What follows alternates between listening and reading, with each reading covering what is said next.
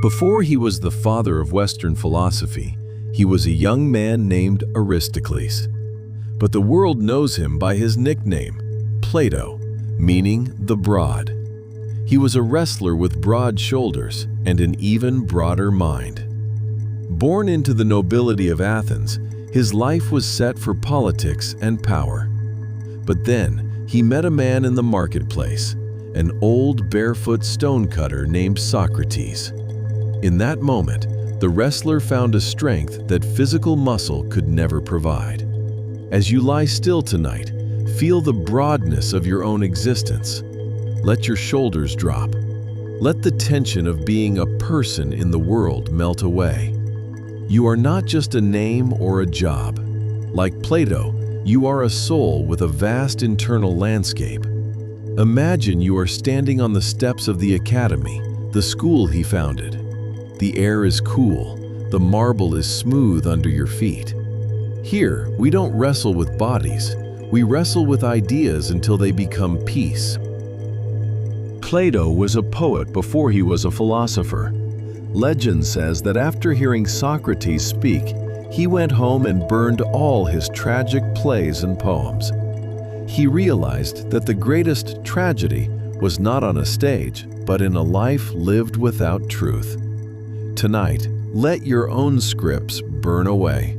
The stories you told yourself today about being not enough or too tired, let them turn to ash. We are starting with a blank page. We are moving into the realm of the eternal. Plato dreamed of a perfect city, the Republic. But his greatest secret was that the Republic isn't a place on a map, it's the state of your own mind. He believed the soul had three parts: the reason, the spirit, and the desires. When these three are at war, you cannot sleep. When the desires scream and the spirit is restless, the king of reason loses his throne.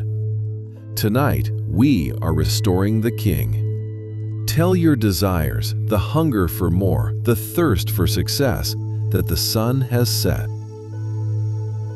Tell your spirit, the part that gets angry or anxious, that the battle is over. Let reason sit on the throne. Feel a sense of order returning to your chest.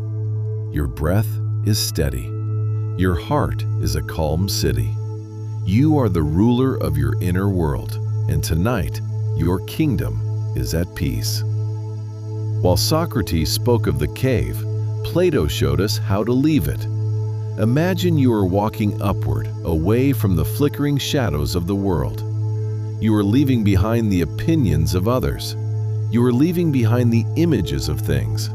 You are climbing toward the form of the good, the sun that illuminates everything. It is a slow climb, but you are becoming lighter with every step. In Plato's world, the real things are not the things we touch. The real thing is the idea of peace, the idea of love, the idea of rest. These ideas never change, they never rot, they never leave. As you drift toward sleep, reach out for the form of rest. It is a perfect, unmoving light. It has been waiting for you since before you were born. Wrap yourself in it. It is the only thing that is truly real. In the Phaedrus, Plato describes the soul as having wings. When we are stuck in the mud of the world, our wings wither. But when we remember the truth, our wings begin to grow again. Feel a light pressure between your shoulder blades, the memory of flight. You are not a creature of the earth, you are a traveler of the heavens. You are no longer bound by gravity. The bed is just a cloud holding you. The room is just a dream you are having. Your soul is stretching its wings, preparing to return to the plane of truth where the gods dwell. There is no effort in this flight. You are being pulled upward by the beauty of the universe. Fly without moving. Rise without effort. You are going home to the stars.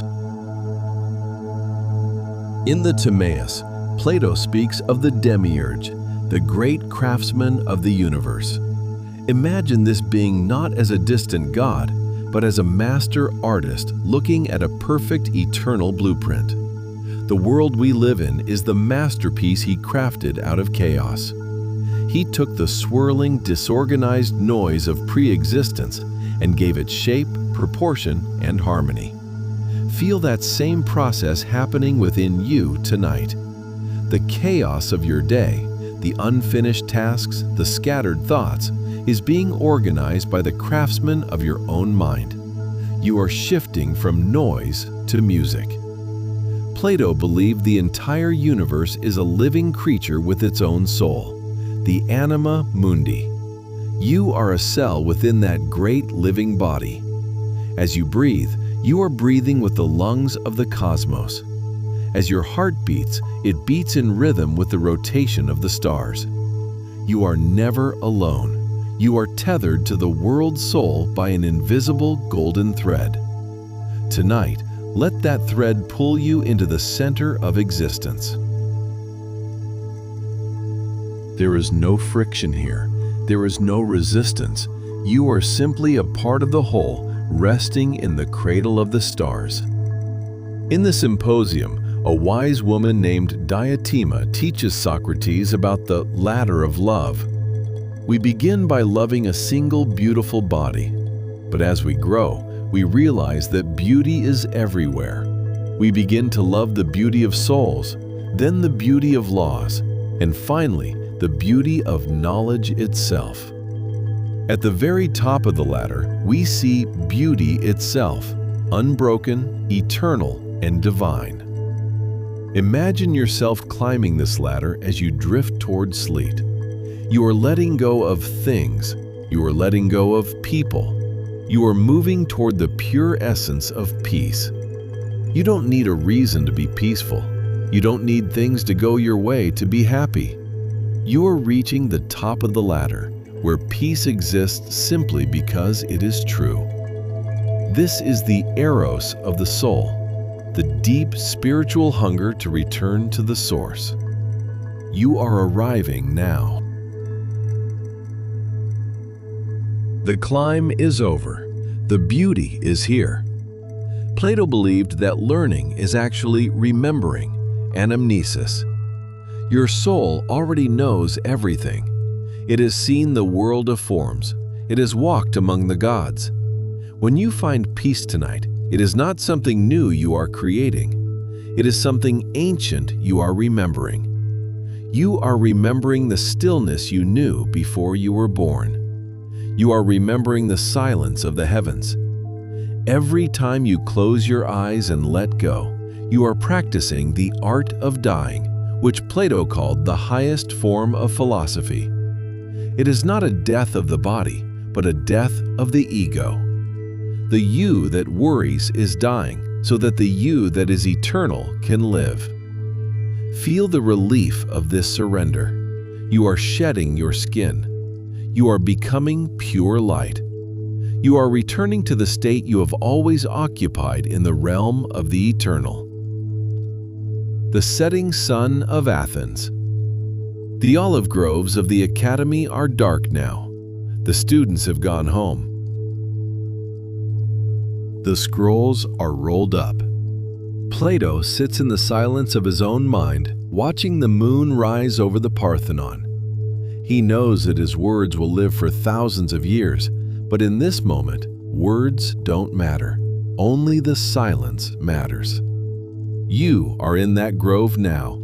The air is perfectly still. The shadows of the cave have vanished.